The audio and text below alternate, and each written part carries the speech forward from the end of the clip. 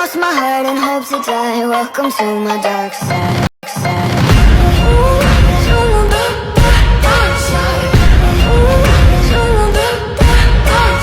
Nung natapos tayo sa ating huling kwento natin na sinabihan niya ang prinsipeng lobo na balak niyang lulutuin para kainin dahil natapon ang niluto ni Yifeng. Sa mga nanunood na hindi gusto ang mabagal na pagsasalita, pwede nyo namang po ay pass forward ang video natin. May nakalagay naman na settings at pindutin nyo at pumili na lang kayo kung gaano kabilis ang gusto nyo, dahil yan naman ang ginagawa ko pag mabagal ang pagsisilita ng video ng mga idol natin.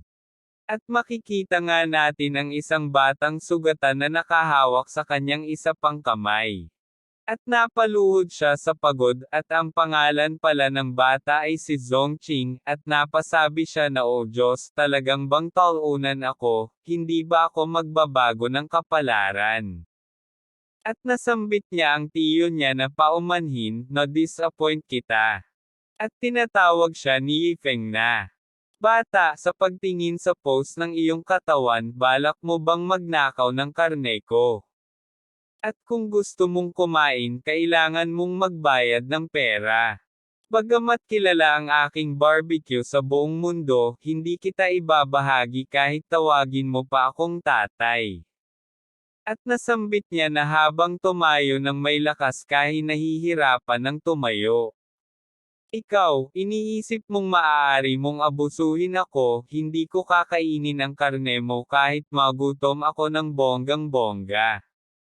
At nang nakatayo na siya, naamoy niya ang bango ng pagkain na niluto ni Yifeng na di niya mapigilan ang sarap ng bango ng karne. "Sabi ko na sayo, hindi ko tinatanggap ang pagkain mo." Pero sinunggaban na niya ang barbecue ang karne ni Yifeng, at nagulat si Yifeng na bigla niyang kinain ang barbecue at sabi niya, ang barbecue ko, di ba ang sabi mo na ayaw mong kainin ang niluto ko, kaya ang ibig sabihin ay ninakaw mo ang niluto ko?" At parang naawa si Yifeng kay Zongqing, at sabi niya na, "Babae, pinalayas ka ng Qingshan sect, ano? Halatang-halata kasi sa hitsura mo," at nagsalita si Zongqing kahit puno ang kanyang bibig ng pagkain na sambit niya na, "By the way, pala lalaki ako." At hindi niya na narinig ang sinabi ni Zongqing dahil nagsalita na si Yifeng, at sambit ni Yifeng dahil sa magandang gupit ng buhok, imbis na maging idol, nagpa siya kang maging isang immortal. Anong mali sa mga tao sa bansang ito? Pareho pala tayo ng karanasan ng babae na ito, hindi kasing maganda nang. At may tinapon si Yifeng na susi kay Zongqing at nasambit niya na susi para sa Anta.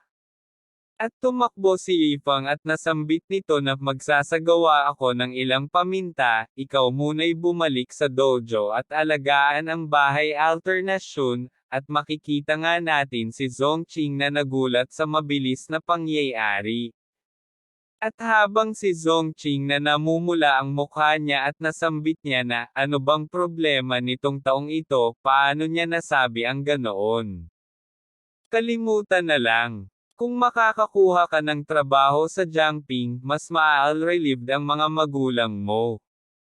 At may nagbukas ng pinto at makikita nga natin na sila ni Lu Qingshan at Lan Zu, at sabi nila na, "Excuse me. Boss, nandyan ka ba?" At pumasok na lang sila dahil parang walang tao kaya nang makapasok sila ay nabigla sa nakikita. At makikita nga natin sila ni Master Lu Qingshan at Lan Zu na tila naguguluhan sa mga nakita sa paligid ng bahay ni Yifeng na tinatawag na elegant courtyard. Weird statues. Strange painting, at nagulat si Lu Qingshan sa nakita niyang painting, at nasambit niya na ang klase lakas ng kapangyarihan ng painting na ito, na makikita nga natin si Master Lu Qingshan na papanganga ito sa nakita. "Dadalhin kita sa laban. Gugupitin ko ulit. Huwag makipaglaban. Gumalaw ang aking sheath. Bagaman hindi naiintindihan ng mga ninuno ni Qingshan ang bawat salita, ngunit maramdaman niyang ito'y isang kamangha-manghang likhang sining. Parang nagsasalaysay ito sa akin ng mga away ng mga sekta tungkol sa lakas at kahinaan. At kahit ito'y isang saglit lang. At makikita nga natin si Master Lu Qingshan na naging Buddha na uto at ang nasambit na lang ni Lanzu na naiintindihan ko Master. At may tumawag sa kanila na sabi nito na kayo ba'y dalawang bisita.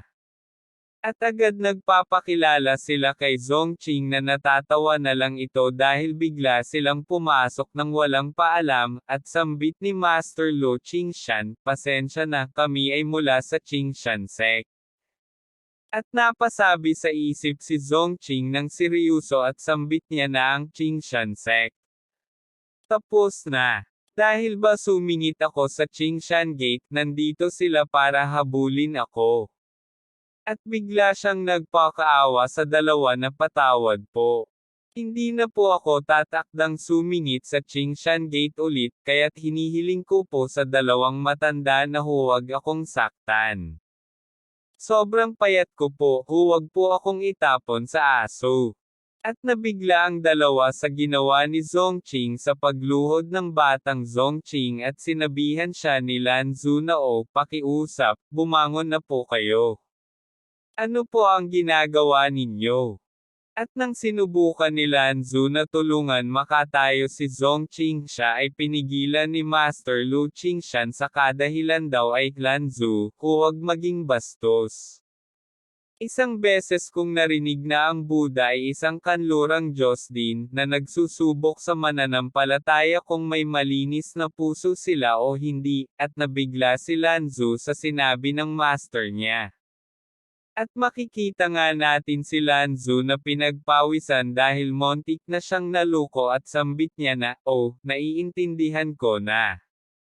Maaaring siya ay ipinadala ng matanda para subukan ang pumasok sa bahay ni Yifeng, at makikita nga natin na nakita niya ang Diyos at ang Buddha sa kanyang harapan na pagsubok lang ito.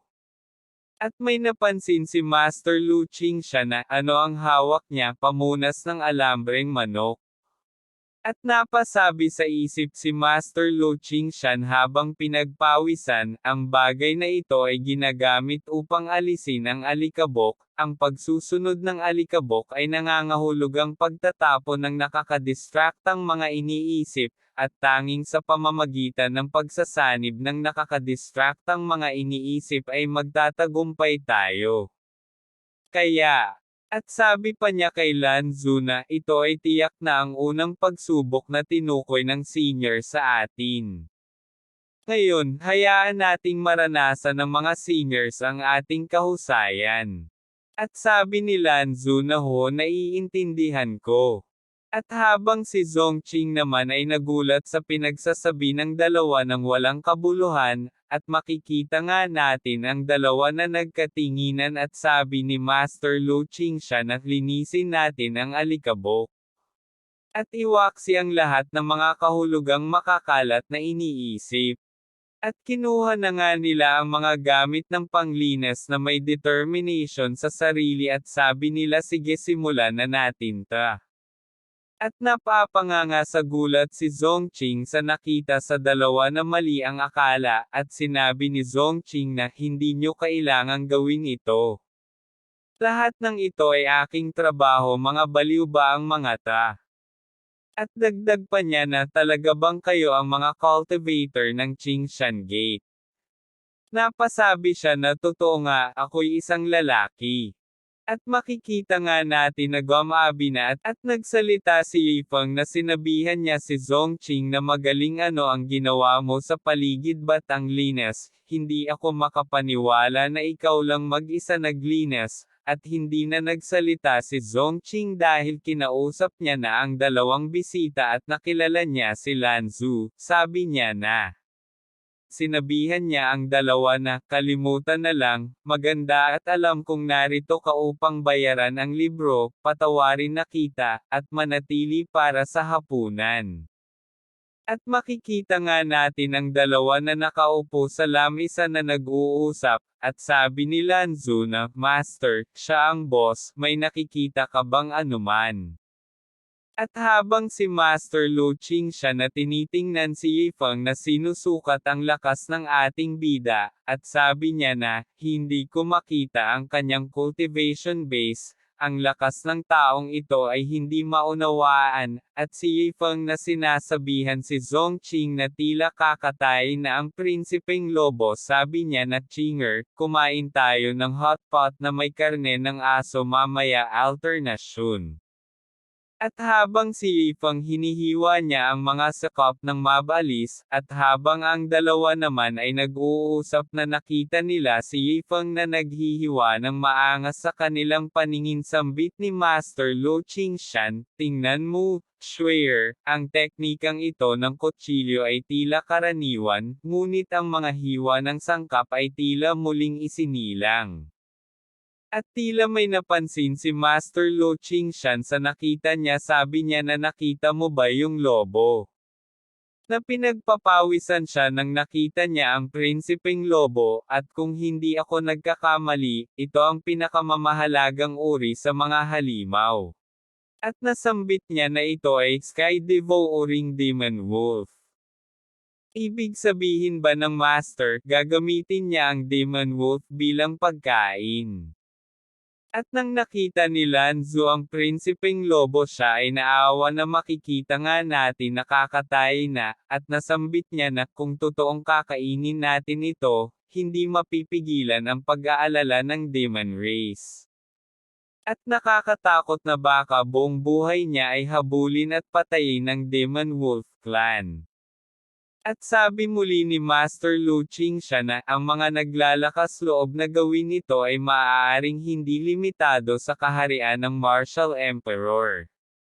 Sa rebelyon ng mga Diyos at demonyo, ang mga Demon Wolves ang nagdala ng atake ng 30,000 Buddhas sa tulong ng kapangyarihan ng kanilang clan na nagbigay daan para mabuhay ang tinalo na Demon Clan, at makikita nga natin si Zongqing na nakatingin sa dalawa, nasambit niya na, ang mga cultivators, sila ba'y nasa maayos pa ba sa kalagayan? At nakita nila ang prinsipeng lobo na nagpupumiglas na makawala sa tali para lumaban ulit, at makikita nga natin na galit gustong manakit. Sabi nila, "Tingnan mo. Ang Demon Wolf ay nakawala. Handang makipaglaban hanggang kamatayan. At nakawala na nga ito," bigla niyang sabi na, "Ito'y nagmakaawa na, huwag po ninyo akong kainin, kasi bata pa ako Col." Kaya naman nagulat na naman si Master Lu Qingxian sa nakita niya na, sumuko na lang ang Demon Wolf para magpapakaawa para mabuhay pa, kaya't sabi ni Yifeng na parang kaunti lang sa isang itinataguyod ko bago ako tumawid. Maging aking alaga, sana. At napasabi si Master Lu Qingxian sa nangyari, at sabi niya na buti na lang naawa pa siya sa Demon Wolf sa huling sandali, talagang tunay nga siyang mabait. At makikita nga natin siya na naiiyak na dahil pinatawad niya ito, at akala ko walang awa si Senior, at sinabihan siya ni Lanzu, "Master, ngayon ay hindi ang tamang oras para maantig," at habang si Yifeng tinatawag niya si Zongqing dahil nagmakaawa ang aso. At makikita nga natin na ang tadtada ni Franco na napansin nila Master Lu Qingxian at Lanzu, kaya pala nahuli ni Yifeng nang walang kahirap-hirap, nahuli ang prinsipeng lobo dahil nag-freestyle pala si Yifeng, ginamit niya pala ang teknik na no-look, kahit tumalon pa si Roger, na-predict pa rin siya ni Yiping kahit nakadas si Roger, huli pa rin. Prinsipeng lobo yun, makhang napunta tayo sa ibang mundo ha, kaka-cellphone mo yan. At lumapit si Lanzu kay Yifeng at sinabi niya na ako, si Lanzu, nakikiusap na kung pwede pahiramin mo ako ng kutsilyo ni Franco ito upang iligtas ang aking sektor mula sa pagkalipol, at nabigla naman si Yifeng sa sinabi niya na ang kutsilyo ito ay mahalaga dahil main hero ko ito, dahil napaka-chicks boy kasi nito kahit mataba ito. At bigla siyang binaon sa lupa ni Master Lu Qingshan at sabi niya na ang bobo mo. Inilalantad mo ang iyong kasakiman sa ganitong paraan. At si Senior ay hindi na siya masaya. Kung magalit siya sa atin. Kung ganyan ka katanga. At sinabihan niya ang dalawa na kung nais mong utangin kunin mo, hindi ito mahalagang bagay. Kunin mo, kaya kung gumawa ng 2 o 3 kutsilyo sa isang araw, at napanganga na naman si Master Lu Qingshan sa sinabi ni Yifeng kahit may 60 second pang bago mabuhay si Franco dahil sa sobrang kakalandian kay Angela. At nakuha na nga ni Master Lu Qingshan ang kutsilyo ni Franco, at nagpasalamat siya na ibinigay na ni Yifeng ang kutsilyo ni Franco, dahil pwede niya nang magamit ang freestyle na with flicker no looks hooks kung may kalaban. At umalis na si Yifeng sa dalawa at sabi niya na sila'y labis na nakakaawa, na parang antatanga, at napasabi siya na napakahirap na hindi pa ako makabili ng kutsilyo, ngayon dahil wala na akong gagamitin sa pagluluto, at makikita nga natin si Master Lu Qingshan na iiyak dahil ibinigay ni Yifeng ang kutsilyo na parang ngayon lang nakahawak ng kutsilyong ni Franco na chicks boy. At nang makauwi na nga sila ni Master Lu Qingshan at Lanzu sa kanilang bahay, at napasigaw si Master Lu Qingshan kay Lanzu, dahil napagtanto niya na isang karaniwang kutsilyo lamang pala ang nadala nila na nagkakahalaga lamang ng 5 pilak. At dito na matatapos ang ating recap dahil para magalit kayo sa akin dahil 16 minutes lang, dahil nabitin na naman kayo, okay lang yan pangit naman kayo EST ako pala kaya kung gusto nyo ng kasunod alam nyo na, baka naman.